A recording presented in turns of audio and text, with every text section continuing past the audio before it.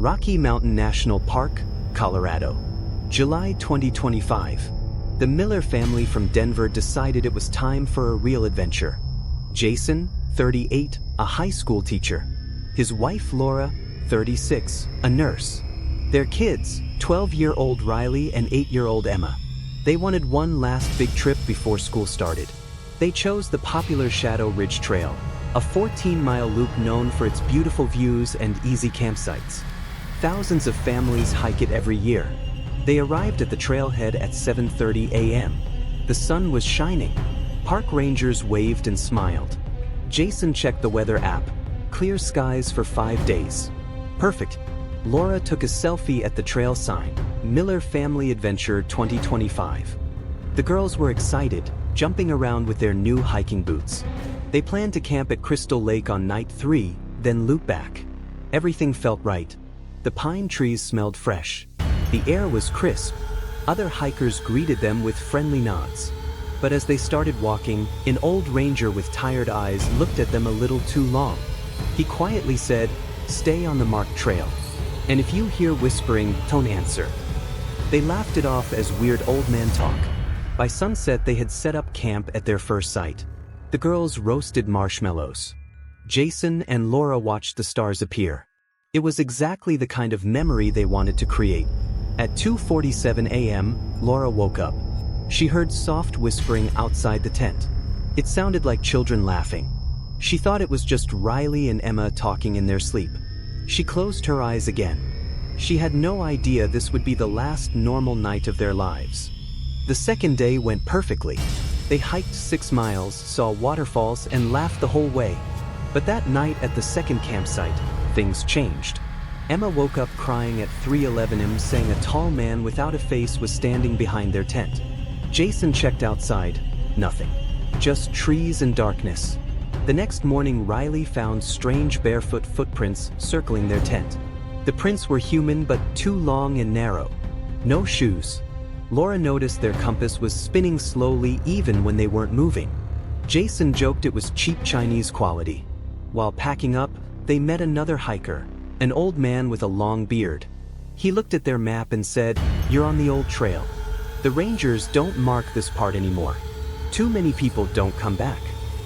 He walked away without another word. That afternoon, the weather turned. Dark clouds appeared even though the forecast was clear. By evening, they reached a beautiful meadow. But their satellite phone had no signal for the first time. At 3 a.m., they all woke up together. Every single one of them heard the same thing, their own names being whispered from the trees, soft and close, like someone was right outside the tent. On the third day, the Miller family's perfect hiking trip began to unravel. They had planned to reach Crystal Lake by evening, but the trail seemed longer than the map showed. The girls were getting tired. Jason kept checking his GPS, but the signal kept dropping in and out. Riley was walking a few steps behind his sister when Laura suddenly realized he was gone. 1 second he was right there, the next, nothing.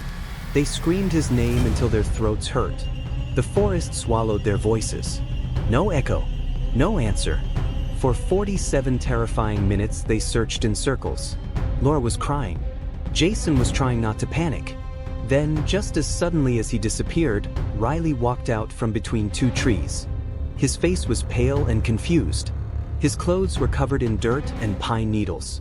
When they asked where he had been, Riley said in a distant voice, "I followed a boy who looked just like me. He said we could play forever and never go home." Laura wanted to turn back immediately. Jason convinced her they were safer continuing forward to finish the loop. But deep down, he was scared too. That evening at camp, Emma sat quietly drawing with crayons. When Laura looked at the picture, her blood ran cold. It showed their whole family standing together, but 2 tall, faceless dark figures were standing right behind Riley and Emma. When asked who they were, Emma smiled and said, "They live here." They said they need one more person to join their game. Their food started tasting strange, metallic, and bitter. The stream water made them feel dizzy and nauseous. And every night the whispering grew louder, clearer, and much closer. They were no longer alone on the trail. On the morning of day 4, the Miller family woke up to find their trail markers gone. The bright orange tags on the trees had vanished overnight. Their GPS showed they were walking in circles even though they had followed the same path for hours. Riley started acting different. He spoke in a voice that wasn't quite his own and kept saying he wanted to stay in the forest forever. Emma refused to walk unless someone held her hand. Laura's hands wouldn't stop shaking. They decided to abandon the loop and head straight back the way they came. But every trail they took led them deeper into unknown territory. The trees grew thicker, the light dimmer. That afternoon they found an old, rotting sign half buried in the dirt. It read, "Shadow Ridge, closed 1998, do not enter." Below it were dozens of small crosses made from sticks. As night fell, they set up camp in a small clearing. At 3:03 am they all woke up at the same time. The whispering was now right beside the tent. It called each of them by name, then said, "One of you has to stay with us." When Jason opened the tent flap with a flashlight, he saw dozens of barefoot human footprints in a perfect circle around their tent, all facing inward. By day 5, panic had set in. Their satellite phone was completely dead even though the battery was full. Jason's smartwatch showed the date as July 18th, 3 days earlier than it should be. They tried shouting for help. Their voices echoed strangely, as if the forest was swallowing the sound. No planes flew overhead. No other hikers appeared. Laura found an old rusted backpack half covered in moss. Inside were children's drawings from 1998, the last group that disappeared on this trail. One drawing showed a family with tall, faceless figures standing behind them. Emma started talking to someone nobody else could see. She laughed and said, "The forest children want to play hide and seek. They say if we lose, we stay here forever." That night the temperature dropped to freezing even though it was summer. They huddled together in the tent. At 3 a.m. the whispering turned into singing, children's voices singing their families' names in a slow, twisted lullaby. Day 6 brought the worst fight they had ever had. Jason wanted to keep moving. Laura wanted to stay in one place and wait for rescue. Riley screamed that his father was going to get them all killed. Emma disappeared for almost 2 hours.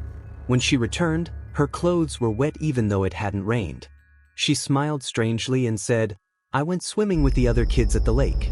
They're waiting for all of us." Laura started seeing her dead mother standing between the trees, waving at her. Jason found himself talking to someone behind him even when no one was there. That night Riley tried to walk into the forest alone. Jason had to tackle him to stop him. When they dragged him back to the tent, Riley's eyes looked completely black for a few seconds before returning to normal. On the 7th night they found the clearing. In the center stood dozens of perfectly arranged stones forming a large circle. Inside were personal items from missing hikers over the past 40 years. Watches, phones, children's shoes. A carved tree in the middle showed the same tall, faceless figures from Emma's drawings. Below it were names and dates of every person who had vanished on this trail. Jason finally understood. The forest didn't just take people, it kept them. It played with them. And now it had chosen the Miller family. The whispering no longer came from outside. It came from inside their own heads. At 3 a.m. on the 8th night, hell broke loose. The tent zippers opened by themselves. Tall, faceless figures stepped out of the trees. The children walked toward them willingly.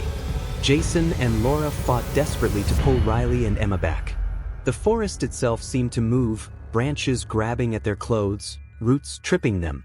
Laura was dragged away screaming into the darkness. Jason heard her voice calling him from different directions at the same time. When the sun finally rose, only Jason and Riley remained. But Riley's eyes were now completely black.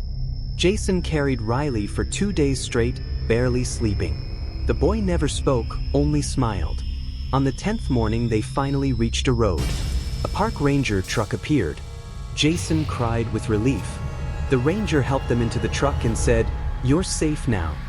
But as they drove away, Jason looked back and saw Laura and Emma standing on the tree line, waving slowly with black eyes and peaceful smiles. The ranger smiled in the mirror and said, "The forest always takes what it needs, but it always leaves one to tell the story." 2 weeks later, a new family from California arrived at the Shadow Ridge trailhead. The same old ranger waved at them with a tired smile. The father took a selfie at the sign, Thompson Family Adventure 2025. The kids were excited. The mother laughed. High up on the mountain, Jason Miller stood motionless between the trees, his eyes completely black, watching them with a peaceful smile. The forest was never empty. It was always waiting, and it was always hungry.